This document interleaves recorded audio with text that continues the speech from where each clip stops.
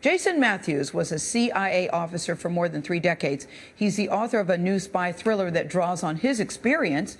It's called Red Sparrow, and years after the Cold War, it depicts a still icy relationship between the U.S. and Russia. It's published by Scribner, that's owned by CBS. Jason is with us now, along with his lovely wife, Suzanne. She also worked for the CIA, and good morning to you both. And if I have bigger bags than usual, it's because I was up late reading this book. It's good, Jason, for your first novel. Thank you. But I want to talk about your Wall Street essay that you said people have to be nuts to do this. You have 2 children, and I'm wondering what you told them what mommy and daddy did for a living. That we're nuts? No. We told our children what we did at the ages around 10 or 12, where they would be able to handle the secret. Before that, you don't tell children, basically because nannies and housekeepers and caregivers might be working for the opposition. So you have to be very careful when you clue them in. And children can't keep a secret. That's right. But why did you say you're nuts? What do you talk about that a little bit? What I meant is that if you were a foreigner who was asked by an intelligence service to be a spy for a country, it is a counterintuitive proposition. You're asking a person to break the law, to commit treason, and to trust that they'll never be exposed by a leak or a mole or by surveillance. You both worked for the CIA. Suzanne, what did you do? I was an operations officer too. Once we started having children, the agency is very family friendly, so I worked mostly part-time when we were overseas. So your children lived with you overseas while you were working for the CIA? Yes.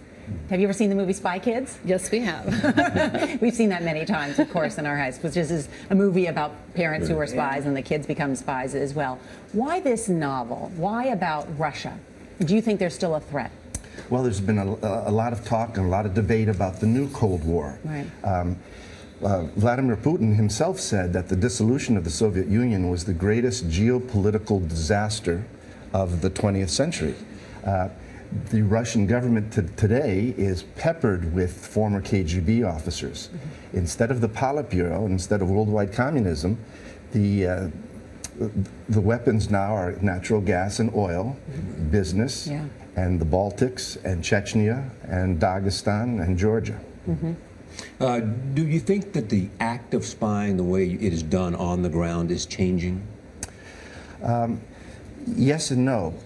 Yes, because of cyber and technology and face recognition and all that stuff. But the essence of spying is still the human interaction between 2 people. It's been called the second oldest profession for a reason.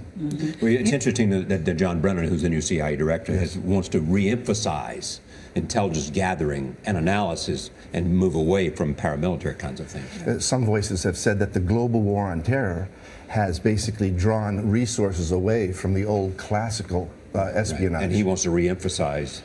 Let's find out what's happening in Syria. Let's find out what's happening in North Korea. Let's talk about your book for a second, Red Sparrow, if you don't mind. Yeah. Can we mention the book, Red Sparrow? Because Sparrow School, going to Sparrow School, women are sent there to be trained in the art of sexual seduction. So do you think that sexual entrapment is still a reliable tool today?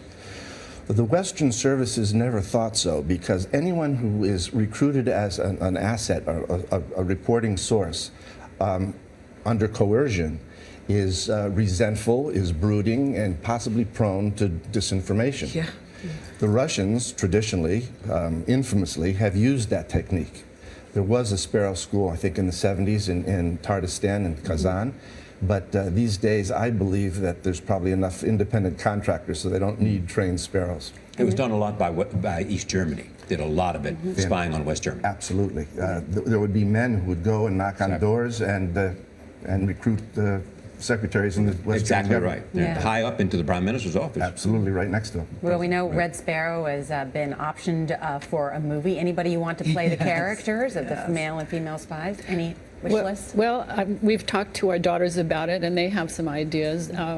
Ryan Gosling, for one, would be good. Yes. We like that. Yes. Ryan Reynolds, maybe. Oh, yes. I like that. Yeah. I think the main character, Dominika, should be a Russian or an Eastern European actress. All right. Well, congratulations. It's your first book. Thank you very much. Yes, thank you. And a career serving our country. Thank you very much. You. Suzanne and Jason Matthews, thank you.